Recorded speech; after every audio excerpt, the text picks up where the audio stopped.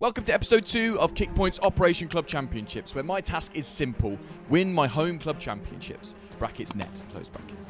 Last week in episode 1, we visited Simon Cooper at Precision Golf to get my equipment perfectly set up. This week, it's all about strategy. I've forced Joe to be my caddie for the 2-day event, and before I dress him in a white boiler suit, I've asked him to build me a strategy. To do that, I handed over all of my year's shot scope data and a map of the course so Joe could build me a data-driven, foolproof strategy. In this episode, we'll be using the shot scope dashboard and my real-life data to plot our way hole by hole around Fulford Heath to what we hope will be ultimate success. Can Joe help me Moneyball my way around my home track?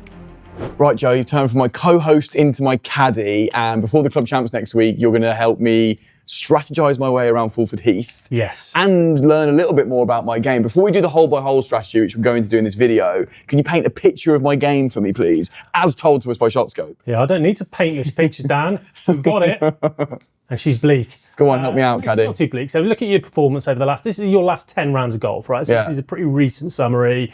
Get into your club section. I can see how far everything's going. So that's helped me pick what clubs we're going to hit off certain tees. It's also helped on our previous video to identify some areas such as this duplicate club here, 5-iron hybrid, to get some gap in. Go check that out. It came out last week. You can see my club spec and good. You're good at this, you. Great work. Yeah, thanks, man. But yeah, if we just start breaking it down area by area, just to give a flavour of where we're at, so to know what we've got to improve on, here's you off the tee. So we are 43% fairways hit. Now, I'll take that. Will you? Fine. It's okay. I settle for mediocrity, Joe. It's 7% off what a 5 handicap would be actually, telling us here. But also it gives us a little indication of where your misses are. So predominantly you miss the ball. When you miss it, double the time to the right, you miss it on the left. Yeah. So that's something that we would need to bear in mind there. I would say when we've got trouble on the right here, it's not even 2 out of every 10 shots that you go off to the right. So I think, again, that's going to build into a picture of our strategy. We've got this information. We might as well use it. I would say when we get into the approaches, my little table's gone a bit funny there. This is where I think we've got, well, we'll get to where we've got the real opportunities, but this tells a story. So we're on an approach shot here, 35% green in regulation. That's poor. Yeah, I'm not having that. But when we look more in detail here, what does this tell you? Your left and your right misses are minimal. That barely happens. Less than 1 in 10 you're missing left to right. So as we see quite regularly, and this is a dispersion pattern here, as I've seen in all your fittings every time we played, you're not much offline. Luke Littler would be happy with that. Yeah, he'd be really happy if he was aiming for the bullseye. And yes, if he was playing golf. But predominantly what happens is 47% of the time you are short of the green. Now, if you take that on face value, you might think, I just need to hit more clubs. I would look a little bit deeper than that and suggest that, well, from where you're hitting your tee shots, can you actually get to the green every time in? Right. Or are you putting yourself in thick lies in the rough, fairway bunkers, trees, etc., etc.? I think there's a possibility that would be the case. So actually, it's the fairways missed that are causing the greens to be missed, rather than, I just needed to hit 7 instead of 8 irons. Statistics feed other statistics. So if you're out of position off the tee, you're going to hit less greens. If you're out of position off the tee, you can see your proximity to the hole, 158 feet. That's not great. There's not many realistic chances from there. But again, it would all stem from if you starting the hole the right way or in positions to attack, we're going to up this green in reg number. I want to see you hitting 50% or more over the weekend. So we've got 36 holes of golf. I want to see 18 greens as a minimum. I think that's very doable. Feels it, doesn't it? I feel like it is. It really is to me. So that's something we can look at for sure. Short game, 36% up and downs. Now for me, not quite where we're at. And I'm struggling to remember where it was, but there's a point here where you can look at clubs. Oh yeah, no, I remember. If you scroll down, I think. Oh no, by club, look. If you go by club there. By club, there we go. And there's very clear, and a lot of people would generally see this kind of linear drop off. The more loft you have in your hands, the poorer your percentage of getting up and down is. Now, that'll be a shot difficulty thing as well, because you're going to reach for lob wedge when you're short-sided, when you've got a tough lie, etc., etc. And this is a slightly higher, there's 36 shots with the lob wedge, whereas there's just 3 with the gap wedge. So bear that in mind. However, there were 19 with my pitching wedge look. So correct. So I think, and again, I've seen it, we always tend to We watch PGA Tour golf. People are walking up to the ball before they've even seen the lie or the shot with their lob wedge out, ready to flop it. I think if we can get less loft in your hands where possible, and we get that ball on the ground and we're a bit more pragmatic, we're not as reliant on strike, I think we're going to be in good That's a really interesting bit of insight. I'd have told you that anecdotally, that I get up and down more on my pitching wedge. Not with any confidence, though. That's a bit more upfront about it, isn't it? It's a bit more in your face. So we've got that there. Putting-wise, not too worried. I think for your handicap, which currently is what? Oh, you're going to hate me for saying 7.8. 7.8. Which 8. Yeah. You put yourself up against 5 handicap here in Yeah, that's the aspirational target, thing. yeah. Less than 32 putts around doesn't bother me at all. When you hit the green in regulation, you're 2-putting. That's good. Which is fine. Yeah. You're not holing an awful lot of first putts simply because you're not close enough to the hole. So again, that stems from the tee. Let's get you in position. We're going to get closer to the hole. We're going to hole more. Stats feed stats feed stats. The domino effect, Joe. That's just like a brief outline of where your game is currently. We're now going to try and formulate the strategy for the round of golf. And I've made some notes here. So we're going to go hole by hole here. This is Royal Fulford Heath Golf Club. It's not actually Royal, I say that. It's a bit of fun. Bit of fun. A bit of fun here. This is where the club championship is taking place. You'll see it next week. Let's do hole by hole. The first hole, which you'll be looking at now on a How nice... in depth are we going to get into strategy? We're like, where are we parking here? do you have a preferred spot? Well, because we're teeing off in the late afternoon, you see that little road. We might have to go to the overflow car park. Here. Just up, keep going. Okay. So anywhere in there, then you've got the greenkeeper's hut. It gets a little bit messy over there. Somewhere in here. We Get can there early enough. Well, if we're over here, we could see if there's a spare greenkeeper about and see what the greens are running at. We could get some. So you've got all these minimal gains, these marginal gains, Dan. These could be crucial. First hole, which you'll be looking at now, with some lovely drone footage we've taken, is a absolute handshake of an opener. What is it, Dan? Don't know what's coming. No, right, go back, carry on, yeah. Index 18. Yeah. What is it? Like 260. 67 yards, Dan. It's a handshake. And Joe, spoiler, I've already seen a bit of this. I've not seen all of them, but I have seen this one because you had to bring it up. Dan, as a 7 handicapper, statistically, your average score on that hole is 4.8. So 267 yard par 4 of a handshake. Now, stats are absolutely key, obviously, and we know they tell us a real story, but we are human. So I would wonder whether this hole becomes the 7th hole and you're warmed up and you're into the round. I wonder whether by proxy you would just simply be closer to an average of par. I'm a big car park golfer. I just get my mini driver out and lash it just so I'm underway. And maybe this is where we need to look a bit more in depth. We need to try and take the emotion a little bit out of this. But again, it's going to be different. Club champs, it's the club championship. We're going to have cameras there. We're going to be filming this. You're exposed to the world. I'm going to be potentially a little drunk because we're playing in the afternoon. So we need to factor a few things in here. But if you look at the hole, as you said, it's a handshake. It's 267. It's drivable for a lot of people. Your mini driver goes about 240 to 250. So best case scenario, if you decided, right, I'm going to welly a mini driver at this, these bunkers are in play. Now, the further up you go up this hole, it gets tighter. Here, we've got trees either side. Yeah. If you're a big high ball hitter, which you're not, you can whale it over there and you've got a bit of space. I can't hit over those trees. We don't have that luxury. So where you were going to hit a hybrid or a 7-wood or a mini driver, we're in this narrowest point. If we start coming back here a little bit, Daniel, what we've got, and this gives us our strokes gained as well. So if you whack it up here into this tight bit, right, we're gaining 0.22 of a stroke potentially. If we come back from a much easier golf shot to 100 yards, say, we're losing less than 0.2 of a shot. And all you've got to do, Dan, to achieve that is hit it 170 yards off the tee, basically. So it's a 7-iron. We're in the widest part of the fairway. We don't have to do much here to be gaining ground strategy-wise. If you just slap a 7-iron there, we flop a wedge onto the green anywhere. We're going to ignore flag sticks as well here because a man who's got a proximity of 178 feet from the hole does not warrant worrying. 158? 58, my Give a man a break. Does not warrant worrying about the position of the flag here. So what we're going to do, I used to do this, we did this in an England coaching session once, they just took all the flags out. Yeah, clever. We just had to aim for the middle of the green and we were never that far from the hole. Clever. So we're ignoring these tucked flag sticks because they do that on club championship. We're going to get the ball in play here. Man. And we're going to play to our strengths because your wedge game's actually very, very good. And we're going to plonk it there and we're going to make 4 at worst. But who knows? We might have a little putt that rolls in and we're already well ahead of the game. If I make a 4 on index 18, I'm 0.8 of a shot better than myself this year. Correct. So that feels like an easy win. And this tells another story again, right? 41% of the time on the green in regulation. Yeah. Pathetic. Thank you. Sorry. 58% of the time you're short of that hole. Now that doesn't mean that you've I'm not misclubbing. No. misstruck it. You've lashed it into here or you've lashed it into there and you've bundled it out short and trying to make it. I go to a therapy session. You're seeing straight through me. Well, there's nothing to hide here. This is raw data, Dan. You can't BS me on this one, right? Number 2 is, see, I think it's a tricky little hole. Down the hill, working a very slight dogleg at the end. Now, I'd normally play something like a 6 or a 5 iron off this and leave myself like 120 in.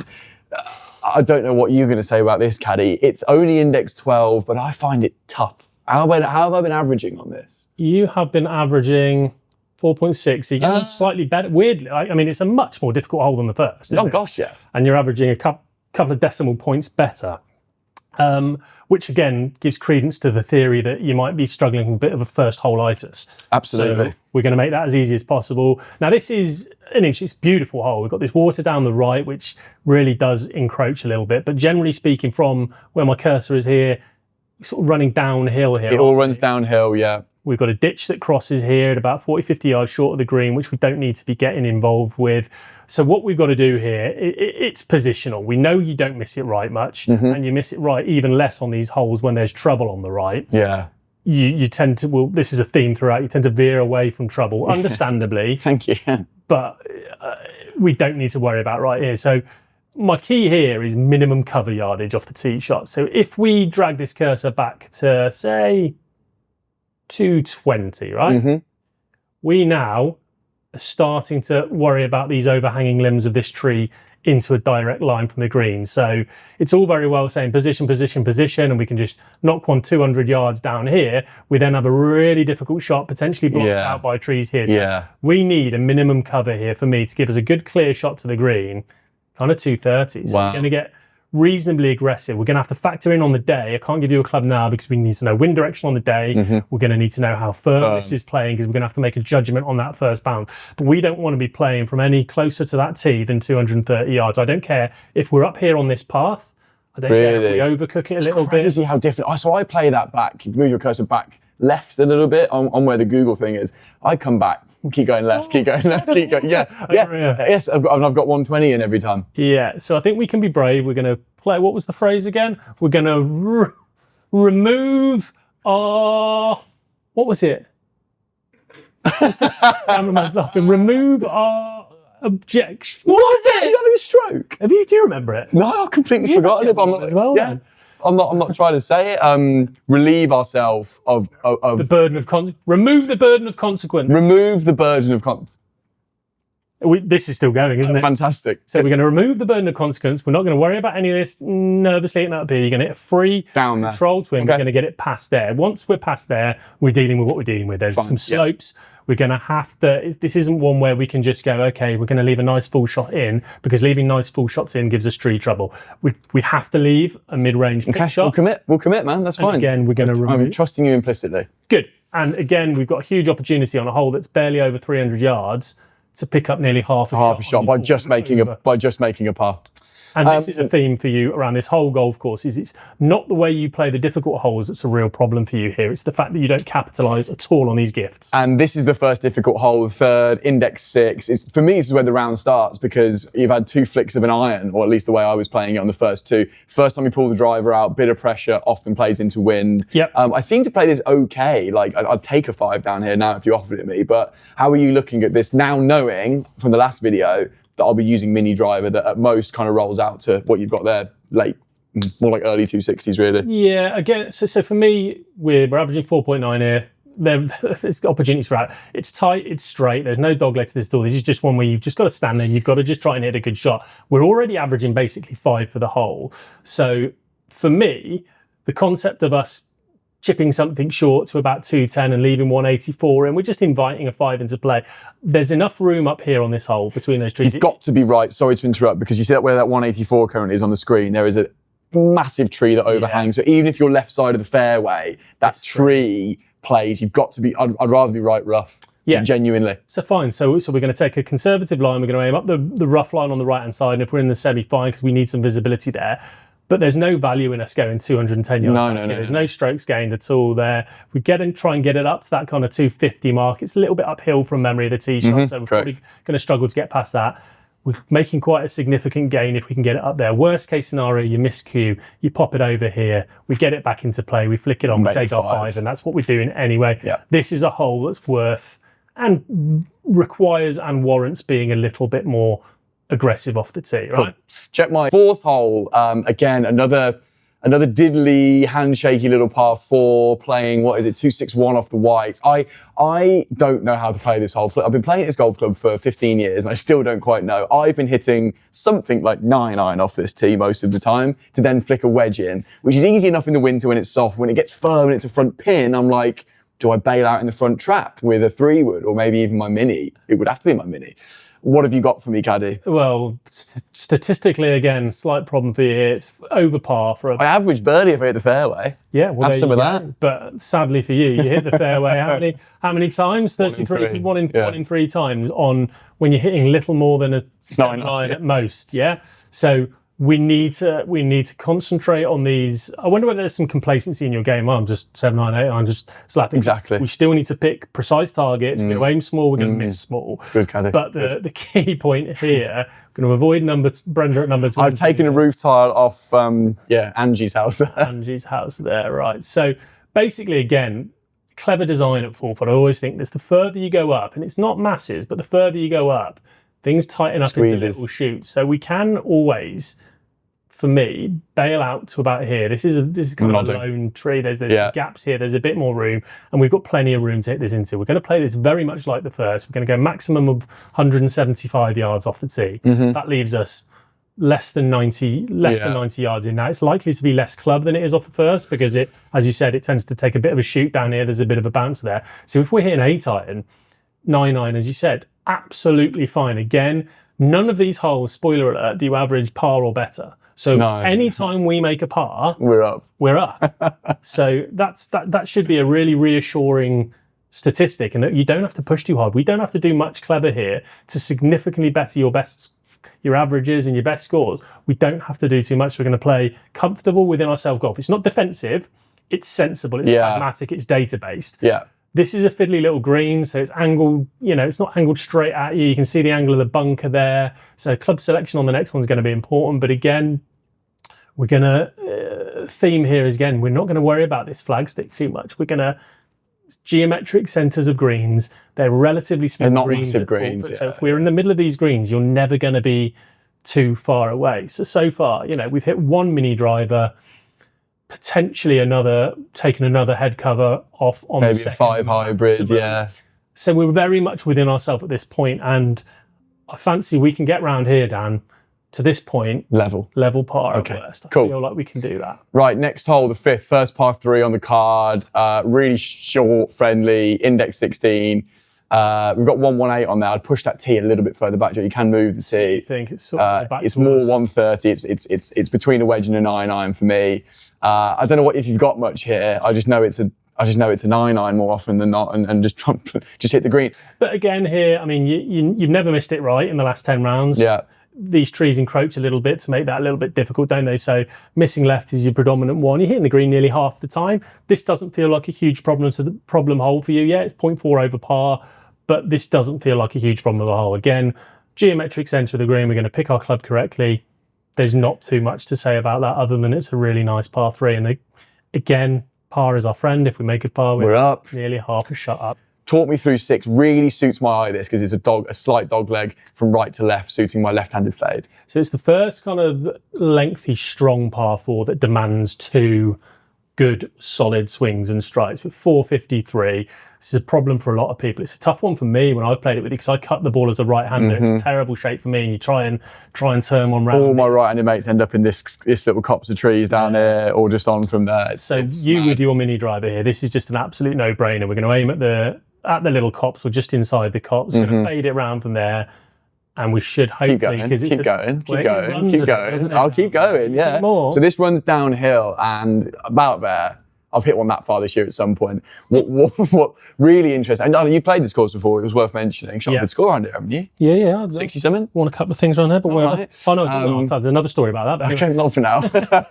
Let's make it about me. Plays incredibly downhill, this. Yes. So that 177, is like, and you got to pitch it short. It's more like 140. So once you get a driver around here, you really are in the game. You are. So again, this is just one we're going to commit to. We're going to pick a good target. There's a really nice frame of reference here. That copse on the corner is a lovely point for us to try and bleed one off. That's your predominant shape. That's what we're going to go with. We're going to get some ground help. Then again, I want to see this. To me, statistically, the shape of this hole is intriguing because you should not, on a 453-yard hole as difficult as this, be basically averaging the same as you average on the first. Like, that doesn't make any sense, but it gives credence to the fact that it's a shape that suits you. It can suit your eye. Yeah. And 5 is far from a disaster here. That'll be better than what Fulford members are averaging around. I would say so. So this isn't a huge problem, so I'm not too worried about this. One thing I do want to make sure we do on this hole, don't like this 50%. It's a great miss. Again. Great miss. But then you're chipping down the hill, You're not chipping, you're putting. Gets so firm and dry down that bottom bit, I promise you, I'm putting. Right, okay. Or I'm chipping with no loft, which you know I'm competent at. But the club choice gets hard down there because it's like, what bounce am I going to get? It's all running downhill. Yeah. And what bounce am I getting? We're strategizing all this on a computer, and there's no bounce, there's no wind, so we're going to have to be fluid with this. But I would I've already hit one into that field. You're saying this is a great miss, sure. What's kind of back edge like? Dead. Oh, back edge of the green. Yeah. Well, we were on the green, it's fine. But over the back of that, no good. Not happy. Okay, so we'll bear that in mind. We'll have a little cautious approach, but this is one I'm not too concerned about based on its yardage. If you're averaging 5, I don't think it's a problem. It's like the third, happy. Who cares, right? Right then, the 7th hole, gosh, I mean, this turns a complete different direction. My right-handed friends are very excited to nail it at the railway line and bleed it off it. I'm getting a little bit nervous. I'm going to stop you there. What are you doing? 5.5, 374 yards down. I get this does not... This is 2 tough shots, man. Does not suit your shape. I get it. All plays uphill as well. Friend of the podcast and chairman of Greens, Reese, I believe you told me has kind of made this a bit more friendly here. We've removed a bit of foliage from here. Yeah, so we have. He's done Reese a great put job. it down here a lot, does he? He's done a great job. So we've got a bit more room there than it looks. But again, I think we just need to not bite off more than we can chew. I would imagine, I think last time I played you were trying to hit driver or mini driver and trying to cut a bit over these trees, yeah. Don't like that. Even if we get it down here, like, things are tightening up again. You can see the width up here versus the width there. I know it's an uphill second shot, so you want to kind of get as close, but you've got to tangle with these trees. Let's take this line of sight of these trees out of our way. So here we can get it 220 yards down there. We don't have to run about it. If we take a short enough club, you don't have to worry about running out here. Which is a problem, yeah. If you take your mini drive and you're aiming over here a little bit, but block it, you run out, gets you into a bit of bother. We're going to take a club that's short enough that allows us to just make an aggressive swing and not run out of room. And it's not like we're leaving yourself the world's toughest shot. It's 156 yards from the middle of the fairway there. Yes, it's uphill, so it might be possibly 6. Yeah. You know, but again, we've got 1.5 shots we can gain here with a 4. We're not looking at 3s. We're not looking at birdies on these holes. Those are going to present themselves. And I think from a strategy point of view, I think if we keep looking, where am I going to make a birdie? I'm going to have to do this. I've got to force this one. No. Birdies will come. Birdies will find you. We've just got to... These are a series of individual problems, one at a time, we're going to solve. This is a problem. We're going to move the ball from there to there. Then we're going to address another problem, which is moving the ball from there to there. One thing at a time. Okay. We're going to get that in play, not bite off more than we can chew. And again, we're going to have to manage expectations. This is quite a slopey green from memory. There's quite a bit of break on this green, isn't it? So... And it's one of the very few shots at Fulford where it's a forced carry up because the green's elevated as well. Yeah. A lot of the time you can kind of squiff one and run it in. You get a lot of run. This is the one where you really have to have all of that carry yardage correct. So, but I've been watching you downstairs hitting strike after strike. Your swing's in a good shape. We will not have a problem. Fine. We're going to play within ourselves and do it. Right, just pausing the video there to say a big thank you to the sponsor of this whole series, ShotScope. Dan, how have you found ShotScope helpful for this whole process? Well, I've been using their tracking technology, Joe, to keep an eye on my game and help us plan out strategy. The best way to do that is with the X5 or the V5 watches. I'm not much of a watchman though, so I've been using the Pro LX Plus, which is a laser rangefinder, the H4 GPS to help track my shots with the tags in my clubs. Joe, you can also use the new H50 or the Connect sensors and app if you want to track your game. How about that? I like it. They've got the lot. And from a PGA pro and fitters point of view, like myself, it is absolutely invaluable to be able to get a picture of the person you're dealing with and their game from real life situations. So if you're not using that kind of tracking technology, I think you're leaving shots on the table. ShotScope, when you have the hardware, the software is completely free. There are no subscription charges, and on average, ShotScope users improve by 4.1 shots. Joe, how about that? Thank you to ShotScope for supporting this series. Back to the video. Long par 3, the 8th hole. I'm playing this okay. This is where that, again, if you go back to last week's video on my bag for this, what we're going to be hitting, what clubs I've got, that 5 hybrid comes in here, really important, about a 195 carry. Very little to say. You don't seem to play it too badly. 3.5 here for a hole that's essentially 200 yards isn't a bad. Predictably, your miss is short, which obviously seems... This is something else then. Seems Predictably, your shish is short. just short there. So we're not overthinking this. We're just going to pick a good target. We're going to make a good swing, and we're going to accept that Short's great miss. short's great. But again, this to me gives credence to that point that this is one of the tougher holes. 6 is one of the tougher holes. You don't play those too badly. No. It's the gifts that we need to... I can't unwrap gifts. You can't unwrap gifts. I refuse to accept gifts. No, sir. 9. Right, 9. Go on. I declare this. You ready for it, Joe? The hardest to fill off a chair. The hardest hole, par 4, in the West Midlands, or Worcestershire, or Warwickshire. We're in both counties. Yeah. It's beside the point. It's tough, eh? Anyone watching this from the Midlands who's got a contender to beat this, put it in the comments, because I'm not sure I would agree. So although it's slightly downhill on the tee shot, we've got out of bounds all down the left, and it is staring you it's literally staring you in the face as a left-hander because you're looking straight at it.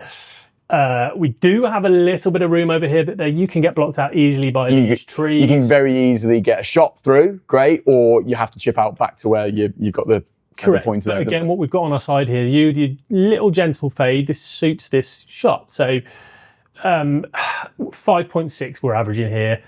Predictably, 83% right miss. You don't like the look of the out of bounds. You've never gone out of bounds there in your last 10 rounds of golf. So that's good news. What's my green and reg percentage? 0%. So you've never hit this green in the last 10 rounds of golf. So that's nothing to be ashamed of, because it is 455 yards of... It's 7 wood for me. And they just chuck a big ditch in the middle of it, so you can't even get as far up. And then you're going uphill into the approach. And then the green might as well be...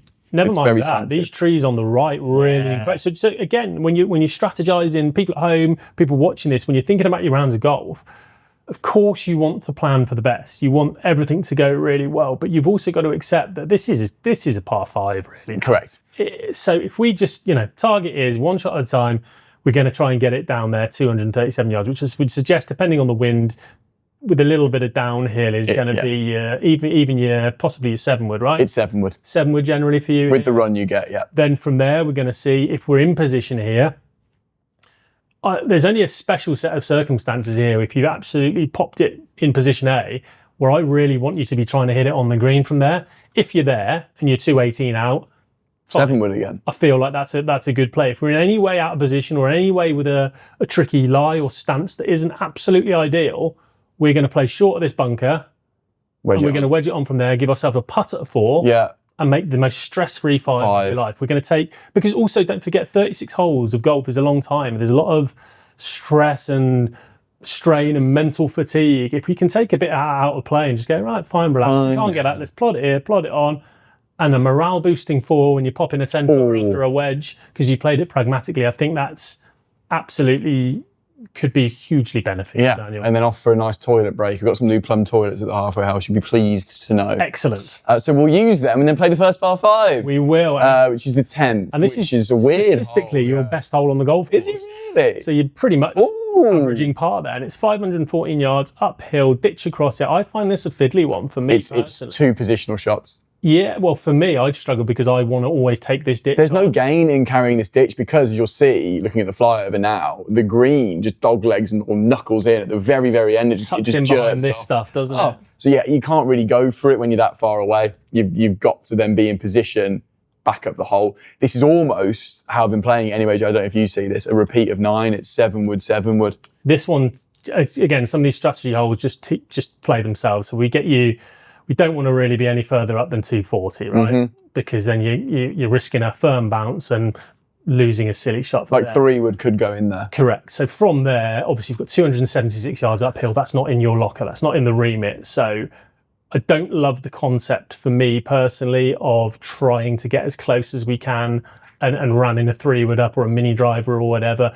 Anything inside this little 100-yard marker here, up the right, again, we're going to favour, we can't drag the second shot, we're going to favour being around here for that third 100 shot. yards from the right flank. Because not only do we take that tree out of play, we're hitting more up the length of that green, because again, cleverly, like a lot of the greens at Fulford, they're slightly angled, that you're never really hitting straight up the guts of the green unless you provide yourself with that angle. So it's going to be 7-wood, potentially another 7-wood, depending on how well you hit the first one. Could be as little as 5 hybrid or 5 irons are here. Yeah. And then we play from there. And another horrible slopey green, but that's behind the point. We'll get ourselves on board. You know these greens now. On to 11, we've got... Beautiful downhill par 3. Love this hole for those watching it now. From the backs, about 144 to quite a nice, generous green. And I would say, for me, this is one of the most beautifully framed little par 3s. You've got a little valley here. You're in the trees. It's absolutely lovely. Again, nothing too worrying from an average score perspective, because it is, in terms of length and hazards, it's pretty straightforward. All we've got to really worry about is this bunker short. Now, I would suggest you've spent a bit of time in that, because 41% of the time you're short. So and then as everybody saw, or I did, I didn't feel like bringing it up, 0% sand saves over the last 10 rounds. So that's cool. Yeah, so we're going to factor that in again. Now, strategy tip for those at home, this hole is very much buried in the trees. You've got lots of tall trees here, left, right. When you get on this tee, you can struggle to feel the wind, and you're struggling to remember the direction it came from. And if the wind is blowing at you here, you are not feeling it on that tee, because you're protected from these. So we need to be very carefully. We can use the wind feature here on ShotScope, pop this in, so we can get a direction of the wind and pop that in the morning, so we know where we're playing. It's a good idea. And that'll show us on each hole what we're doing. But that's my job as a caddy, so don't worry about that. I don't want to be caught short, hit a good shot, and then watch it plug in that bunker. So we're going to be potentially, whatever you think it is, we might be just hitting one more than you think it is, just based on the numbers there. And this it's between a 9 and an 8. We'll lean to 8, perhaps. Cool. 12, brilliant hole. Index 3, really sharp dog leg. Again, 2 positional shots. This is where Fulford kind of bears its teeth, I think. Not one of your faves, Dan? Not one of my faves, because I struggled at the start of this year, right, with this 200-yard shot, whether that was my 5 hybrid or my 7-wood. It often plays into wind. I had a weak cut for best part of 5 months. It made me very, very sad. Yeah. And I just struggled with it. I'm getting better now. I'm hitting the ball better, but it's a really tough tee shot. It is. So we've got a choice here. You're a right miss 35% of the time, which isn't great, which suggests to me you're worried about that weak cut over there, and we're trying to bite off more than we can chew, maybe with too aggressive a club. I like what I've said here. I like just popping it down there 200 yards. You tell me, when we had a brief chat about this, that leaving yourself 160 back doesn't tell the story, because that looks very straightforward from there. But you've got water left here, right? Well, let's bring up that drone footage again, just of the approach. Not only am I coming off an uneven lie, it's often above my feet. You've got a creek running down the left here. Up the right, past the right side of that trap, are these little sort of humps, just the humps of death. Yeah. It's prison on that side. You're short-sided coming over a bunker to a green sloping away. Left is wet. Short, again, I know this is a bit missionary, but it's yeah, I think so. good. It's the miss if there is one. If I'm close enough and I've got a 9 on in my hand. No kidding, Mr. 54%. What do you think to that? I think you're working backwards. I think you're worrying so much. green. Yeah, I just think you're worrying so much about what's going on here that it's affecting your decisions back here. Fine. I think that's not going to change. That creek is not going to be filled in unless Reese has a real wobble between now and then and just grasses over it. Those will still be the humps of death. We know what we're dealing with.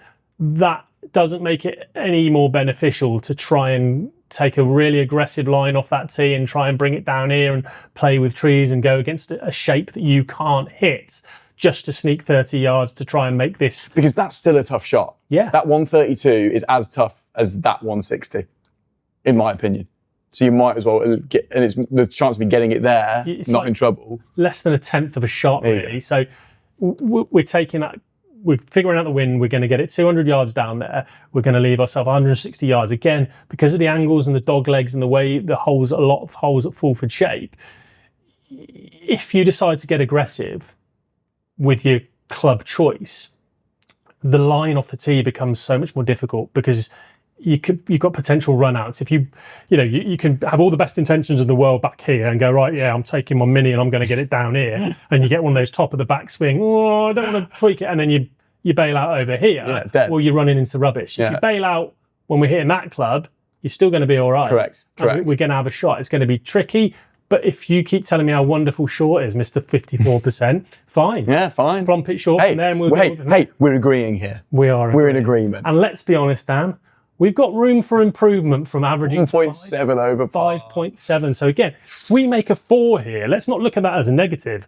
I don't see negatives. I see opportunities, Dan. I see opportunities. Right, let's look at the next opportunity. 13, pretty straight as you see. You've got that lake on the right, which shares on my right-handed friends. Less of an issue for me as I'm not much of a hooker. Tricky though, again, skinny and a tough approach. I've tried every club off this year, to be honest with you. Mini all the way down to sort of a 5-iron just to have a flick in. I don't know what you're looking at.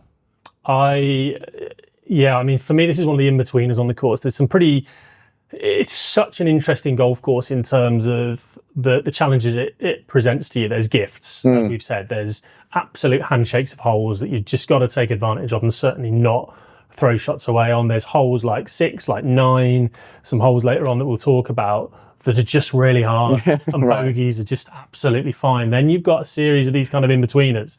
And I would consider this from a length point of view at 360, gettable, right? Yeah. But it is, as you'll see from the flyover, it is tight up there. These are big ass trees. You go in there, you're not clipping it over there and you're trying to run something up and then you've got difficulties doing that with the bunkering around the green. So to me, as much as I would like to be black and white here and say, this is what we're doing, I think at this point, we'll be into the round here. We're 12 holes in. We've got a flavour of how you're swinging, what club's working well, how you're hitting it, how you're feeling, and what the situation score-wise you're in. If we get to 12 and you're level, 1 over par, 2 over par, we're in great shape. I like pragmatism here. Yeah. I like the concept of just dawdling something down here, short of this first lot of trees, 200 yards. Again, 158 shouldn't be a scary yardage. We can comfortably just plonk ourselves in the fairways at 200, no issue whatsoever. Now there is, obviously, as you'll always see from this strokes gained stat here on ShotScope, the further up you go, assuming you're in the fairway, get up to that 250 mark, we're obviously making a gain. Now, I don't want to rule that out. I think if you're feeling good and you've hit a couple of those minis well and you feel like you're swinging well, bang, absolutely fine. Again, we're more than a shot over par here. So worst case scenario, seemingly from the data, your left miss at 41%. Yeah, going to in those trees. We've got half a chance of bundling something out. Yeah. That, to me, may well be a risk worth taking. But again, don't rule out the option here of just being very patient and pragmatic and sensible. Stress-free, plonk it here, leave ourselves 160. And again, you said to me when we were discussing this, oh yeah, but sometimes with a front pin, and I just shut you down straight away, Mr. 158 feet, worrying about the pin positions. We're worrying about green positions, right? And it's not skinny little green. It is a skinny little green, particularly in the portion. Yeah, it's like a kidney bean shape, yeah. But again, I don't care. If the pin's there, we're aiming there. If the pin's there, we're aiming there. We're aiming to that lovely fat bit, okay? All of the time. And again, another opportunity. We'll see on the day. Index 1, 14. It's just as straight as you see long hole. Yep. It's just index 1 because the backs are odd. I'd have it as 9. I don't really know what to say about this hole, really. I'm certainly not hitting it 293 as it's currently set up. Yeah, I'd like you to. That's what I'm going with. What have I written here? I've written tough, Dan. 450. It's just straight and long. Uphill, almost arrow straight. You hit this green. You haven't hit this green in the last 10 times of playing it at all. I got level with it once. Yeah, well done. Pin eye left. 91%. That's quite funny. So we need to manage expectation. It's 5.4. Well, really. It's not the end of the world. 5 and it is 6. But for me, the difficulty on this one for you is it pinches in at driving distance. So if we're at 250, as you can see here, if we go in trees, rather than out, 2 ashes, either side, and we've probably got. I think it's a little more than 25 to 30 yards, that gap. Correct. So again, we've got a dilemma here, but ordinarily what you might think would be, okay, it's great. We'll just dawdle it back here at 220 to take those out of play, but it leaves us 230 yards into a really tricky green. Now, that's not off the table, again, circumstance depending, but I just think if we go with that, you're basically just saying, just put me down for a 5, please. Yeah, which is sad, and I don't want to play sad golf. Yeah, we're going to go down swinging. If Happy we're going golf, down, yeah. we're going to play sensible, but where we can take it on, we're going to take it on. So I fancy you. We try and get you up here. Ideally, if we can sneak it Past back those trees is always a good drive for me. Yeah, with a decent bounce, so we can get past here. Do you know what a good miss is on the approach? Short? Short, good for you, is it? But it's quite downhill second shot. This is one I was thinking of that is a little bit downhill second, isn't it? Only So slightly, yeah. you get a little bit of a bounce down. So, yeah, I see that. So we're just going to have to deal with what we do from the tee shot here. Again, I've played with plenty of people who get into this strategy game. They're like, yep, no point me taking that on. I'm going to be really sensible. It's like, great, sensible. Well, enjoy your 230-yard approach. You're not making 4. So sometimes you just have to go at it. And This is one of them, you think? it's a risk worth taking when you're already averaging 5.4. Because again, if we can sneak a 4 here, what an opportunity, Dan. Hey? I feel like it's a round full of opportunities, I'm this, so Joe. optimistic. You're a glass half full caddie. Okay, 15. Love the 15. Go on, talk me through your thoughts on 15 then. You can kind of get to the front collection point because it all runs down with you. It's often downwind. Where's the collection point? We're talking here. Keep coming. Between more like 70 or 80, keep coming, about there. And even my mini can get out there, Okay. which is 30 longer than I normally hit it, just because of the way the hole tapers round and comes downhill slightly. Yeah. You're often with the wind. It's often bone dry up there. And I've struggled on it actually, really. 5 isn't great on what is a really easy hole, so I'm not sure what you're seeing. It's normally lash mini driver and hope for the best. Yeah, so again, I would suggest, based on what we're seeing here, it's a positional issue. You know, less than 4 out of 10 times do you find that fairway. When you don't find the fairway 6 out of 10 times, that leads to a 27% green in regulation statistic, which is going to yield a lot of bogeys, and it does because you're averaging 5.0 for it. So I see your point on... I can get it out of there. You can get down here. We can get down here. Tremendous. Yeah. And if you're feeling it, you're feeling it. It's a tough one. It's an in-betweener. If you miss the fairway here, if you don't get it and you get a weak one up the left... I've been in those trees a lot, yeah. You're in that trees. You're absolutely blocked out here. I don't want to talk you out of something you're confident with because you sound confident. Oh, yeah, I can get it down here. I can get it down I don't even think it's get the head cover off the mini and hope for the best. But you average 5.0. Yeah, but give me an option then.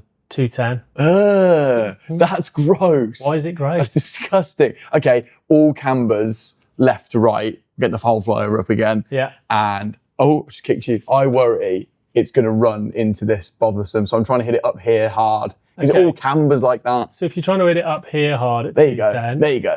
absolutely fine. And then we hit it at that tree. But then it bounces there and falls down to about there. So you think that that's going to be a more difficult shot? I need to study the flyover then a little bit more. Come on. If you're confident then, and want you it think that's past going all to of be that. more... I I want know it what you want. past all of that. I want it on the green, but that's not going to happen either. Could be if it firms up. How firm are we having this? I will look at that on the day. You're in my hands because you're going to play exactly what I tell you to do. Full stop. No, that is the agreement we've made off camera. Yeah. So you're in my hands. So if I get on that tee and I don't see the camber, and I think this gap's perfectly achievable with what essentially for you is going to be little more than 7 wood, probably even 5 hybrid, just to leave us 150.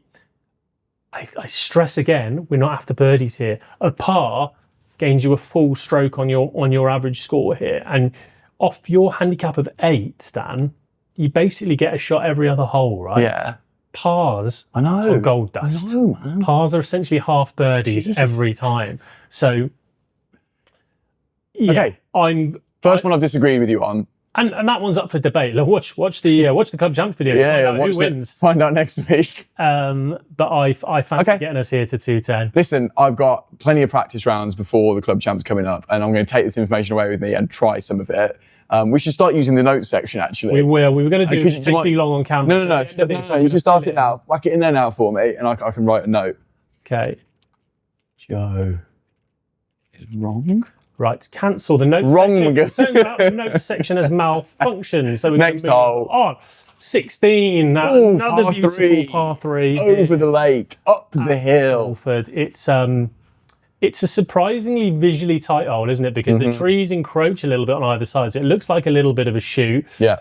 It is uphill, so it always plays a little bit longer from a yardage point Yeah, of view. probably 7 or 8 up the hill. Interesting from a length point of view. It's innocuous, but you average a bit more than you do even on the 8th hole, which is a much longer, in theory, tougher par 3. Yeah. But I would suggest The visual stimuli. Visual stimuli, and it's quite a slopey green again, isn't it? Big time. From back to front. Yeah, correct. So standard you down here, 41% of the time you are short of this green. This is going to bug me if we keep doing this. That will start to grind your gears on occasion. Physical ramifications if you don't sort of address this, and I'll be giving you clubs that will address this. Okay, I want to be putting. I can't wait to just listen to you all weekend. Yeah, it's going to be good fun, isn't it? I wonder if our relationship will survive this. We'll find out. So yeah, I mean, not too much Not to much say to say. here. Get the club right and 3.7 is too high for you. It's well bunkered left and right, but again, your left and right dispersion, as you'll see as a pattern, is never that high. You're very much an online golfer. We've just got to get you to the blooming hole. Relinquish the consequences. No. We got it wrong last week as well. Release yourself from the burden of consequence. Release yourself. Still don't even think it's. I think it's remove yourself from the burden. It's not even burden. We've had the burden. We've added burden. Remove yourself from consequence. Fine. Period. 17. 17. Index Tough. is 5. Really tough. Suits my eye because it does dogleg from right to left ever so Don't slightly. like the line ShotScope's giving us here. Feels a bit brave, doesn't it? But a tough finishing hole, but an opportunity again. I don't know what to say. You see what I'm missing. By the way, Jeez. 17's never been a finishing hole. Generally, 18 is the finishing hole. Right, you average 5.2 here. You are scared of the out of bounds, Dan. You hit the fairway 18% of the time, and you miss on the right. I'm trying to miss it on 18, which is running the other way. Yeah, so 18 comes back this way, doesn't it? Down here. This is the 13, 18th that's fairway. 18, That's the yeah. 13th fairway. And it's an understandable miss because you're bringing in penalty shots over here, and that's a problem. 5.2, I keep saying it, Dan, opportunities, but it is a tough hole. It's definitely mini driver, right? Yeah, but this one really suits your shape as well. It's just a slight, if I had to draw up your predominant ball flight, It would be about it is that. this hole, just a slight gentle one. So we need to get brave. We need to be reminding you on every tee shot, this is good, Dan, suits your shape. Here's your target. Pick that. Remove the burden of consequence. Remove the consequence. And we're just going to hit a good tee shot down the middle. Now, realistically, that's going to leave us about 160 yards, which is still a decent mid-iron. tick uphill. Tick 2 or 3. uphill. It's just a good, strong finish, this golf course, isn't it? So, which gives even more credence to the fact we've got to play those early holes pretty well. We've got to have something Puts to the cling pressure to. on you early in the first 5 because you know what's coming and you're Can't like, chase. You can't chase on this golf course. No. But we've got shots to play with. So, very little to say here other than, I mean, you're almost always short into here. let's have a look. Almost always, 75% of the time, you're short. So again, this tells us that you're 72% missed to the right. You're going, okay, that's safe. That's absolutely fine. It is safe. Well, is it safe? It's Because you safe can't and get to the cozy green and ever. warm. But you can never get to the green from there. So it's not that Fine. much, it's not that much safer. I'll survive. It's not life or death. It isn't that much safer than lashing it over here and having to take a penalty drop because you could still get it from the green from there. You're chipping out from here, so we've got to hit a proper shot. You're going to put your big boy pants on here and you're going to aim a relatively aggressive target and you're going to make your free swing, okay? Thank you, Joe. Thank you, Caddie. And if you're It's getting very aggressive all of a sudden. Should we end on it? sometimes you need talking to. 18, interesting finishing. Can I tell you a story about 18? Please do. I've only played in the club champs once in my entire life. Okay, And it was when I was 16 and I was off 21. Yeah. I shot 84 on the first day and led the thing and then gassed it up 18 to finish third. I think I had a 9. It's a par 5. Yeah. It requires 2 good shots. That's like a boring scorebook. 2 good shots will see you well. Yes. And I'm not playing it that well. I think it's a fatigue thing. Maybe I get bored. I'll try not to get bored in the club champs, You obviously. won't. You'll be engaged. You'll have someone to talk to. I'll be carrying your bag, so you won't be fatigued. You bring me This goes snacks. From a 5.9, which is not good enough, at 528 yards. I see this as a less difficult hole than 10, which you average Correct. basically 5 on. So you're almost Correct. a full shot more on what I see as an easier hole. So again, this factors into the strategy thing of we're human beings. The first hole, you're a bit nervous potentially. The 18th hole, you're trying to get it in a house. You might have a score going. Correct. You might be tired. Correct. There's variables. So we're going to have to just try and eliminate those. You cannot get up here in 2. No, fact. So Straight facts. a lot of the time you would go, okay, well, what's the point of us hitting our maximum club off the tee if we can't reach? Let's play for position. But if you don't get it, sometimes you can be too conservative. If we don't get it to 250-ish yards, The layup, which you're going to have to do, which we need to talk about this bunker on the layup, that because that is bunker. very well positioned. If you decide to hit it back here at 220 from the tee, we've got 300 yards from there, and that bunker's about 110 short. So you've then got to get it past 200 on the fly to take that bunker out of play. So we're pragmatic off the tee.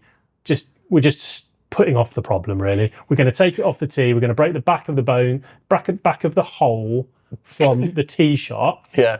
Because then when you hit your good mini down the middle here, we've got 267 to the green, but that means we've only got 167 to the 100 yard, which gets us past that trap. Now, we've got to be fluid. If you don't hit a good tee shot, if you don't strike it well, if you hit it into the trees, that has to be in the forefront of our mind to make sure we're nowhere near that in two. We've still got to be down the left-hand side of the hole to open up the angle. We're going to play away from that, and we're going to have to make a decision on whether we go short of that, or whether we feel we can get past it. I've always birdied this hole, and that's ridiculous. Well, the statistics would argue that statement, Dan. Every time I've birdied this hole, it's with a layup of an iron in my hand. Yeah. And then the perfectly positioned wedge that I've been able to stick in close. It's never been mini driver and then 7-wood or 5 hybrid into that weird purgatory 70, 80 yard number. It's 90, 100, 110 every time. This is so achievable for you. All of these shots, if we play within ourselves and we're not extending ourselves with, I'm just trying to bash something up as close as I can get. Right. Makes no sense. It puts you in that fiddly area we don't like. We're going to just position it. Nice, steady, full shots into position. We're going to hit the green and we're going to celebrate. We could celebrate every par like a birdie.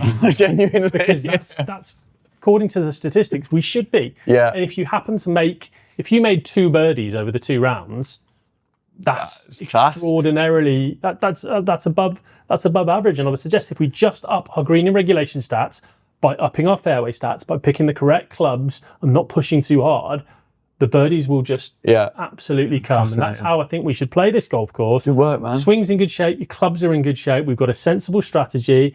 You're going to be unfatigued. We're going to have a lovely time. Can't wait. And how valuable is this information, though, for someone like you as a caddie, quote unquote, for this weekend? And for me, actually, just to remind yourself that, yes, golf's very hard. I'm not saying it isn't, but the plotting and the strategy with your data in tow really can simplify it. And if you take the time to make your decisions now, we're not tired. We've not got emotion involved here. We've not worried about chasing a score. We've made our decisions, bar maybe 2 places where 13 and possibly 15 where I think we've got some options. See on the day. But I'm still in command of that. I know, I'm aware of that. That's not going to be an emotional decision from you. You're taking another stress or fatigue of what should I do? What should I do? What should I play here? Or we know what we're playing. That's how we're playing this golf course. The clubs might change depending on the wind, but we know where we're trying to put it on each hole. That decision is made. Clarity. We have a plan. Now we just go and execute. Let's go and execute it. Right, I've got a couple of weeks as we're sat here to go practice, but you'll be able to see it next week. Monday, Joe. It'll be live. Let's go win this thing. Let's get my Stevie Williams on. Boom.